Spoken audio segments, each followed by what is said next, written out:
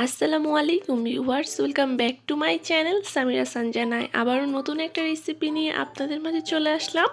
আজ আমি আপনাদেরকে খুবই সহজভাবে ভীষণ মজাদার গরুর কালা ভুনা তৈরি করে দেখাবো। আর এই রেসিপিটা হচ্ছে বিশেষ করে নতুনদের জন্য, যারা একেবারেই এই গরুর মাংস কালা ভুনা কীভাবে তৈরি করতে হয় জানেন না, তাদের জন্য খুবই সহজভাবে আমার আজকের রেসিপি। আশা করি 8 দিনের মতো আমার আজকের রেসিপিটাও ভালো লাগবে। তো চলুন এই মজাদার গরুর কালা ভুনা রেসিপিটা কীভাবে তৈরি করতে হয় দেখে নেওয়া যাক। এখানে আমি 1 কেজি গরুর মাংস নিয়েছি আর আমি ভালোভাবে ধুয়ে এগুলোকে একটা স্ট্রেনারের সাহায্যে রেখেছিলাম যাতে পানিগুলো ঝরে যায়।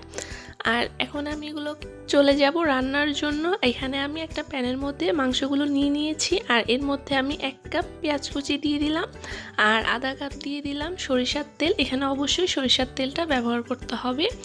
আরও দিয়ে দিতেছি এখানে আমি 2 টেবিল চামচ সয়া সস। আর সয়া সস দেওয়ার পর এখানে আমি লবণ দিয়ে দিতেছি। লবণটা অবশ্যই আপনাদের টেস্ট অনুযায়ী দিবেন, কারণ সয়া সসে কিন্তু লবণ থাকে। আরও দিয়ে দিতেছি এখানে আমি ছোট কাপের 1 কাপ টমেটো সস। আর আরেকটা কথা বলতে তো ভুলেই গেছি, আজকের কালা ভুনা রেসিপিটা আমি করতেছি রাঁধুনি রেডিমিক্স কালা ভুনা মশলা দিয়ে। আমি এই যে এই প্যাকেটটা নিয়েছি। এখানে প্যাকেটের মধ্যে সব কিছু বলা আছে যে এইভাবে এখানে কিভাবে কি রান্না করতে হবে। তো এইখানে আমি আপনার প্যাকেটের মধ্যে সব কিছু দেওয়া আছে, তাই আমি এখানে অন্য কোনো মশলা দিব না, জাস্ট যা যা দেওয়ার জন্য বলেছে আমি সেগুলোই দিয়ে দিব। আর এখানে উল্লেখ করা আছে 2 কেজি মাংসের মধ্যে পুরো 1 প্যাকেট এই মশলাটা দিয়ে দেওয়ার জন্য। তবে আমি যেহেতু এখানে 1 কেজি নিয়েছি তাই এখানে আমি অর্ধেক প্যাকেট ব্যবহার করব। এটা হচ্ছে ছোট প্যাকেট, এই ছোট প্যাকেটটা আর কি রান্নার শেষে দিতে হবে। তো এখন আমি বড় প্যাকেট থেকে অর্ধেক প্যাকেট দিয়ে দিব এর মধ্যে, যেহেতু এখানে 2 কেজির মধ্যে পুরো 1 প্যাকেট দিয়ে দিতে বলছে। তো আমি তো এখানে 2 কেজি নিইনি, 1 কেজি নিয়েছি, তাই এখানে আমি হাফ প্যাকেট দিতেছি। দেওয়া হয়ে গেলে আমি এটাকে ভালোভাবে মিক্সড করে নিব। আর মিক্সড করা হয়ে গেলে এর মধ্যে আমি পানি দিয়ে পর্যাপ্ত পরিমাণ এটাকে আমি চুলার মধ্যে বসিয়ে দিব। তবে আমি এটাকে এইভাবে বসাইতেছি, আপনারা চাইলে এটা কষানোর মাধ্যমেও বসাতে পারেন, কোনো সমস্যা নেই। তো এটা আমার যে পর্যায়ে মিক্সড করা হয়ে যাবে, এই পর্যায়ে এখানে আমি 200 গ্রাম পানির মাপে আর কি একটা গ্লাস নিয়েছি। এই গ্লাস দিয়ে আমি 2 গ্লাস পানি দিয়ে দিলাম, অর্থাৎ এখানে আমি 400 গ্রাম পানি দিয়েছি, কারণ যেহেতু গরুর মাংস সিদ্ধ হতে সময় লাগবে তাই। তবে আপনাদের কম বেশি লাগতে পারে, যদি দেখেন মাংসটা সিদ্ধ না হয় তাহলে আপনারা এর মধ্যে আরও পানি দিয়ে দিতে পারেন। তো এখন এটাকে আমি চুলাতে বসিয়ে দিব। আর এই তো বলক এসে পড়তেছে আস্তে আস্তে। তো এইটাকে আমি এভাবেই রান্না করে নিব। আর যে পর্যায়ে ঝোলটা গাঢ় হয়ে যাবে ওই পর্যায়ে এখানে ছোট প্যাকেটের মশলাটা দিয়ে দিতে হবে। তো আমি এটাকে ঢাকনা দিয়ে রেখেছিলাম, আবার ফিরে আসলাম বলক আসার পরে। তো এটা বলক এসে পড়েছে আর এটাকে আমি আবার একটু লাড়া দিয়ে রেখে দিব ঢাকনা দিয়ে, আর ফিরে আসব পুরোপুরি রান্না হওয়ার পরে।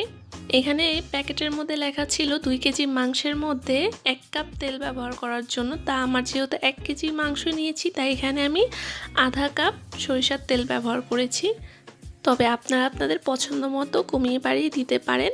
আর এখন যে পর্যায়ে মাংসটা পুরোপুরি সিদ্ধ হয়ে এসেছে আর ঝোলটা এরকম গাঢ় হয়ে গেছে, ওই পর্যায়ে এখানে আমি ছোট প্যাকেটের মশলা দিয়ে দিলাম। ওই ছোট প্যাকেটের মশলা আমি কিন্তু হাফ দিয়েছি। আরও দিয়ে দিলাম এখানে টমেটো সস নামানোর আগে আর কি 1 টেবিল চামচ, যেটা প্যাকেটের গায়ে লেখা ছিল। আমি কিন্তু হুবহু প্যাকেটের গায়ে যেরকমভাবে লেখা আমি ওরকমভাবেই রান্না করতেছি। আরও দিয়ে দিলাম এখানে টিউব করে কেটে রাখা পেঁয়াজ 1 কাপ।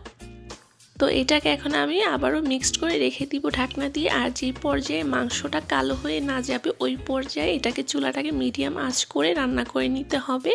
আর এক পর্যায়ে দেখবেন আপনার ঝোলটা একদম গাঢ় হয়ে গিয়ে মাংসটা একেবারে কালো ভুনা হয়ে গেছে। আর ওই পর্যায়ে বুঝে নিতে হবে যে আপনার মাংসটা পারফেক্টলি হয়ে গেছে, তখন এটাকে চুলা থেকে নামিয়ে নিতে হবে। তবে মাঝে মাঝে লাড়া দিয়ে দিতে হবে, এটাকে একেবারেই ঢাকনা দিয়ে রেস্টে রাখা যাবে না, না হয়তো কী হবে মাংসটা পোড়া লেগে যেতে পারে নিচে দিয়ে।